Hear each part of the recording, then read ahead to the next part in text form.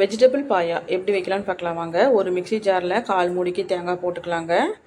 2 பச்சை மிளகா போட்டுக்கலாம். காரத்துக்கு தகுந்த மாதிரி பச்சை மிளகா போட்டுக்கலாம். முந்திரி 5-6 பருப்பு முந்திரி போட்டுக்கலாம். ஆப்ஷனல் தான், தேவைப்பட்டவங்க போட்டுக்கலாம். 1/2 டீஸ்பூனுக்கு சோம்பு போட்டுக்கலாம்.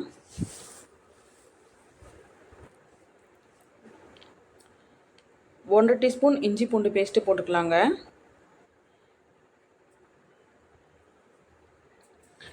1 டீஸ்பூன் குருமிளகு போட்டுக்கலாம். பொட்டுக்கடலை 2 டீஸ்பூன் போட்டுக்கலாம். கசகசா 1/2 டீஸ்பூன் போட்டுக்கலாம். கொஞ்சமாக புதினா இலை, இது எல்லாத்தையும் போட்டுக்கலாம். போட்டுட்டு கொஞ்சமாக தண்ணி ஊற்றி நல்லா ஃபைன் பேஸ்ட்டாக இதை அரைச்சி எடுத்துக்கலாங்க. நல்லா நைஸாக அரைச்சி எடுத்துக்கலாம். பார்த்திங்கன்னா இந்த மாதிரி நல்லா அரைச்சி எடுத்து வச்சுக்கலாம். அதுக்கப்புறம் வேற ஒரு குக்கரில் தேங்காய் எண்ணெய் சேர்த்துக்கலாம். சேர்த்துட்டு ஒரு பெரிய வெங்காயத்தை கட் பண்ணி போட்டுக்கலாங்க.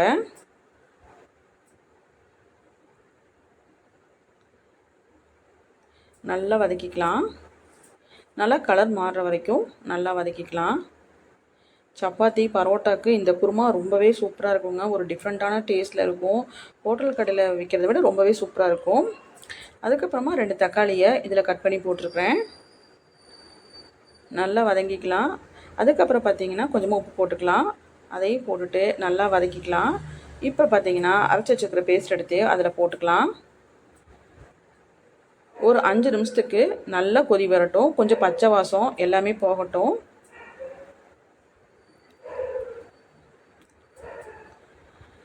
அதுக்கப்புறம் கட் பண்ணி வச்சுக்கிற கேரட்டு பீன்ஸு 2ஐயும் போட்டுக்கலாம். உருளைக்கிழங்கு நான் தோல் சீவி கட் பண்ணி வச்சுக்கிறேன், அதையும் போட்டுக்கலாங்க.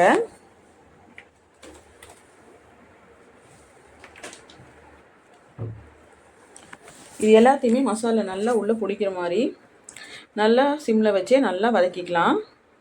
பார்த்திங்கன்னா எண்ணெய் பிரிஞ்சு வர வரைக்கும் நல்லா வதக்கிக்கலாம். இப்போ பார்த்திங்கன்னா கொஞ்சமாக ஜாரை அலாசி தண்ணி ஊற்றிக்கலாம்.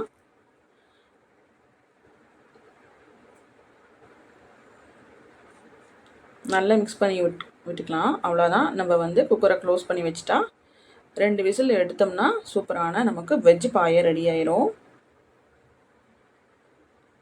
அப்படியே ஆட்டுக்கால் டேஸ்ட்டில் தாங்க இருக்கும். சூப் டேஸ்ட்டில் தான் இருக்கும். ரொம்பவே சூப்பராக இருக்கும்.